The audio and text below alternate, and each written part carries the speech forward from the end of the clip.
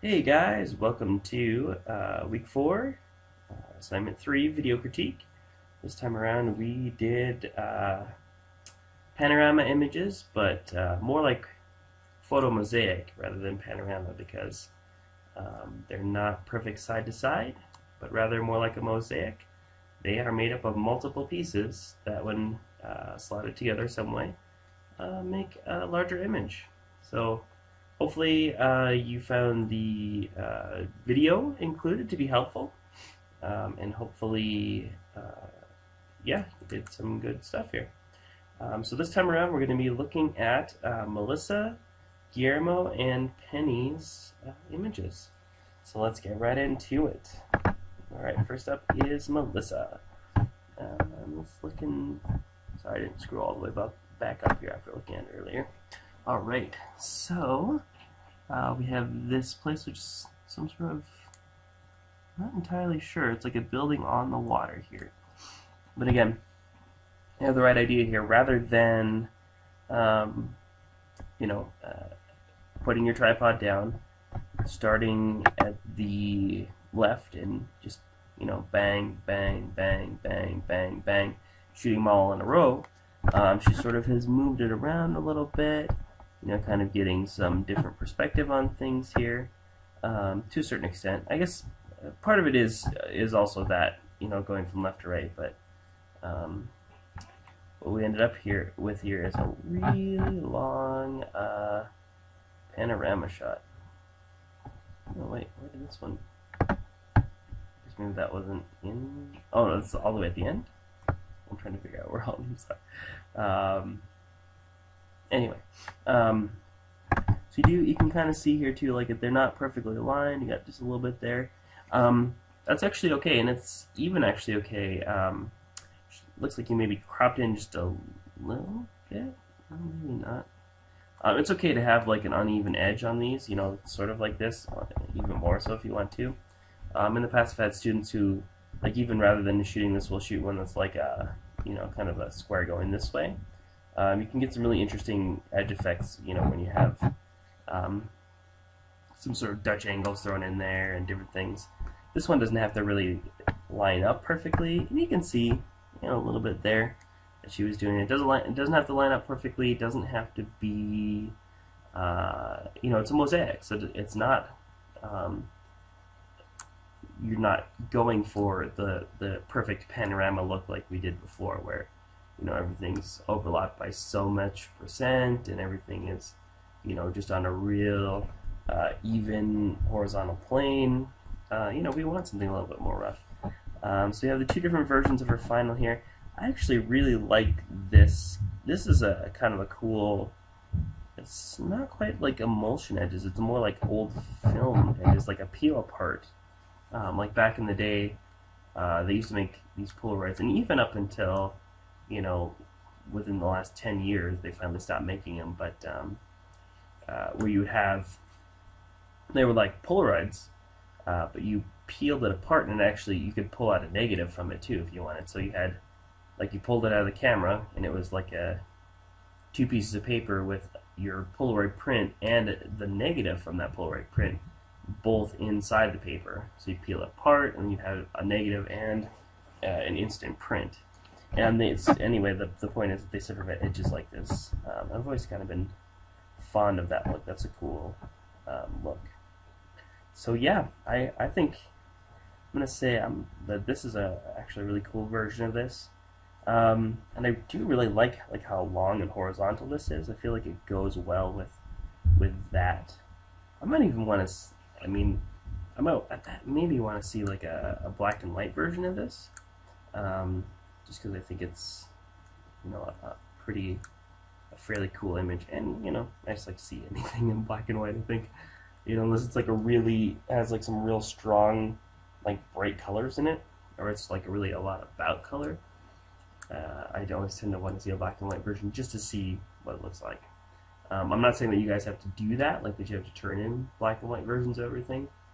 I guess I would say I'm always curious to see what things would look like in black and white. I think this would probably be pretty cool, because You sort of have like a lot of white here, and you kind of get some interesting like tonal values in there. But I thought that was pretty good, Nolsa. Next up, we have Guillermo. Let's look at his work. We decided to go ahead and start here with the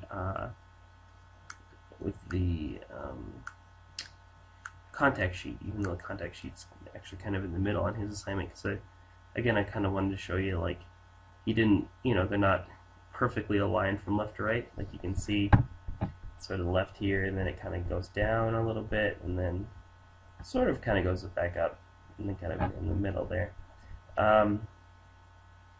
So yeah, I mean, everyone stayed fairly conservative with this. Like no one like kind of went with the Dutch angles, like kind of weird. What would you say? Like just askew, I guess. Askew angles. That's actually totally fine. It can be a really interesting effect, but it's not like anything I'd be like, you have to do this. All right. So yeah, we got the panorama. Again, I don't know if maybe you cropped into this, or if that's the full thing. Maybe,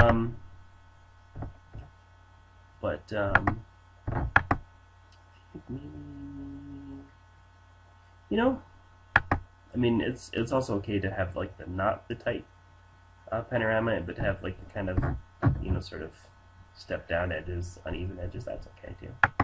And then we got the one with the border. I do like the white border. And then the black and white panorama. Funny how I was just talking about how I like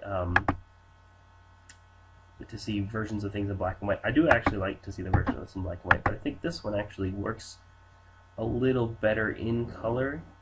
It's not like a huge bright palette, but you do have some sort of nice, kind of fall, wintry colors here. A little bit of green, and then like these little kind of splashes or accents of color. I'm going to see if I can zoom in a little bit here.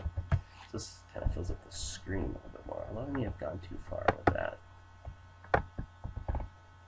Yeah, because I think we're actually going to be more than full screen here with this. Okay. Hey, perfect. Okay. So I do like these sort of like small accents of color. Sort of really give you something to kind of draw in your attention.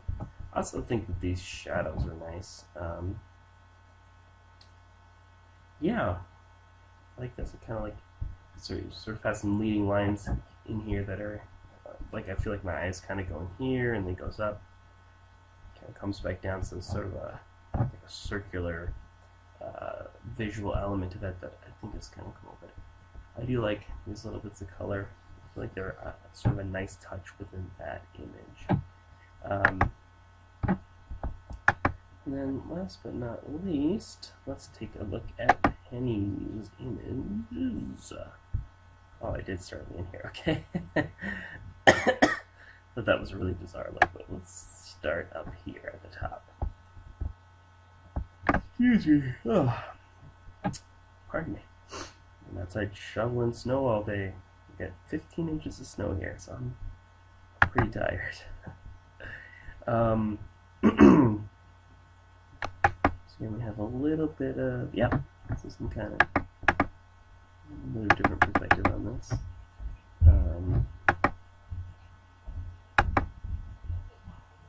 You definitely have more shots, I think, of the one end of the tank than you do the other. I found that it does kind of tend to happen because you sort of start off with more shots than you need of an area, and then you end up like that. Alright, so here we have that with the blue border. Let's see, actually I think that I do like it better without the blue border. I think that border is just slightly distracting.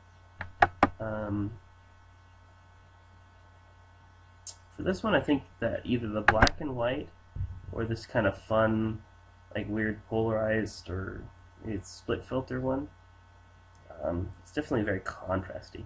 I would say one of these two.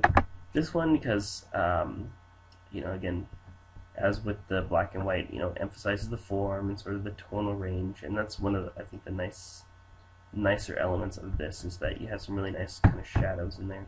Switch over here. So you have some nice kind of shadow detail. You have, I think you get a lot more contrast between sort of paler element here. It's not, I don't think totally white in the other. Yeah, so it's near white, but it's like just got a slight color cast to it. Yeah, so you have a nice kind of contrast between this and then these all kind of go darker gray. So yeah, I'm really liking some of the tonal stuff in here. Like I think like a lot of this is really nice. And then like this last version is just kind of such a bizarre way to look at a tank. Like you don't usually see excuse me, tanks that have like kind of pink elements and like almost like a yellowy thing going on here, and then kind of purple and blue and almost like some brown in there. I think it's just such a strange way to see a tank that kind of like that. I feel like this could be cropped, like maybe, or even just like not include one of the shots. I feel like it wants to be somewhere in here. Like if it was, you know, like got rid of that blue part and it was more of this. This feels more, I think, balanced